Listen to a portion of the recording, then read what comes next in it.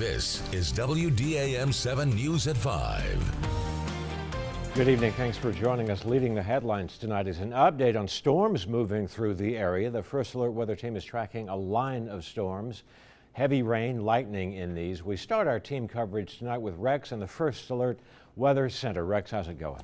Well, Steve, we got quite a bit of activity on the radar. As a matter of fact, Nick Louie will be along here very shortly with an update. I'm going to show you what's happening outside right now. This is the Alpha Insurance Skycam at Forest General Hospital.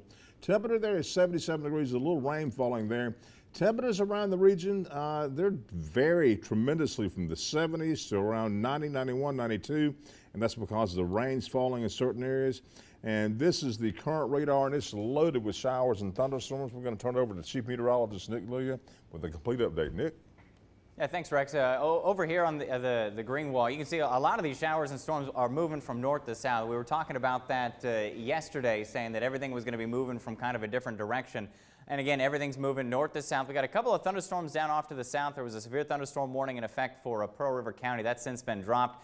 And now we've got the new severe thunderstorm warning that's in effect for Lawrence, Jeff Davis, Covington, parts of Simpson County. And a lot of this is going to be along the outflow that's actually cruising to the south. And I want to warn folks, you're probably going to get a big gust of wind before you ever get a thunderstorm in places like Collins and down the road towards Seminary and Summerall and even out toward Laurel because of what's coming your direction with the outflow in here. And I can't hand track, that's right. Anyway, everything's sliding off to the south. So if you're living down 98 in Hattiesburg and back off to the west toward Columbia, get ready for, again, a big gust of wind that may not feel like it's associated with any showers or thunderstorms out there, but they're all a-coming. They're sliding your direction from north to south, though we'll have more on that coming up. Rex, back over to you. All right, thank you, Nick. And we have a severe thunderstorm warning in effect for several counties. I'll show them to you right quick.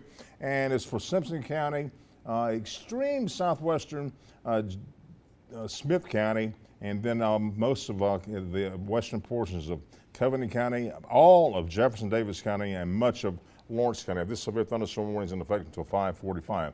We'll have much more on the weather coming up in the main weather segment. Steve, back to you. Thanks, guys. Don't forget, you can download the free WDAM First Alert Weather app to see current conditions at any time.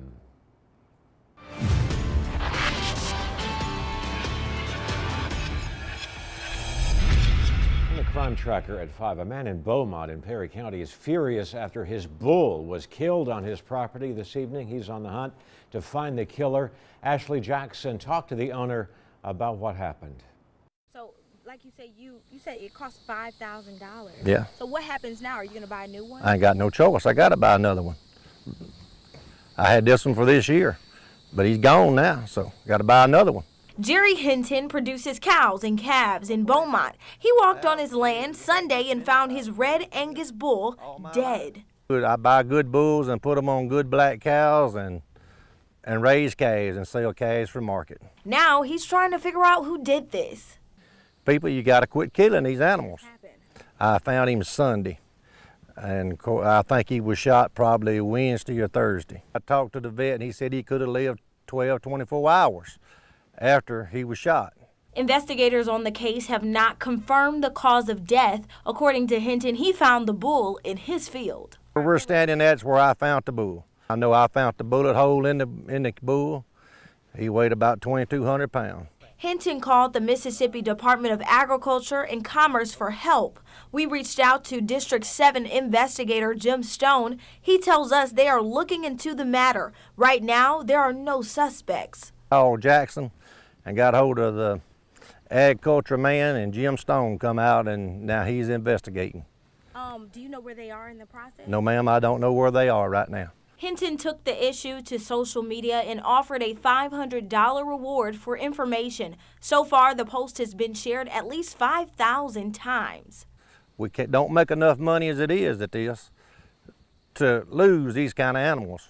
He says situations like this can put farmers in a bind when they are trying to provide for their family. It makes a few dollars and you lose a few dollars, and we've lost a bunch of dollars now. Hinton plans to buy a new bull to replace the one he lost. He's adding new technology around his land to make sure this doesn't happen again and to help protect his cattle. I am putting cameras up on every place I own. If you come down Kittrell Road, You may well be smiling because you're going to be on candy camera. In Perry County, Ashley Jackson, WDAM, on your side. Sheriff Nobles tells us this is the only report of a bull being killed that the Sheriff's Department has dealt with. An update now out of the Hub City. A man turned himself in after being wanted in connection to a robbery. The alleged robbery happened last month at the corner of 4th Street, 38th Avenue. Hattiesburg police took Marcus Walker into custody. He's charged with 1 count of robbery and is being held at the Forest County Jail.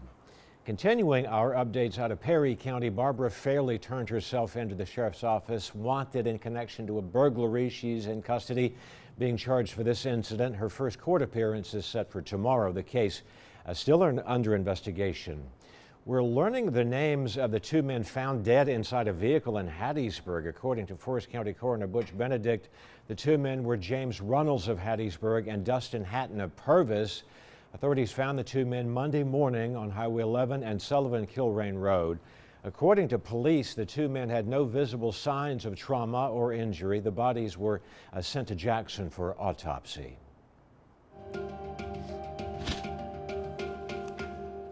The city of Lumberton's former police chief is suing the city and its current leaders. News 7 Investigates uncovered that lawsuit, which claims Carlos Page was ousted as chief because of religious discrimination. Page alleges the Board of Aldermen and the mayor agreed to allow him to have Sundays off so he could continue to pastor a church on the Gulf Coast, which is also where he lives. Page claims he was previously granted that accommodation when he first started on the force as a part-time officer back in 2013. Page served as chief for only 4 months last year and was even given a patrol car for his commute. The lawsuit seeks back wages and reinstatement as chief of police. You can read the entire complaint and stay up to date on this story and more by going to our website, WDAM.com, or using our WDAM 7 News app on your smart device. And if there's an issue you'd like for us to investigate, you can get in touch with our investigative team. Call our tip line, 601-450-TIPS, or email the I-team at WDAM.com.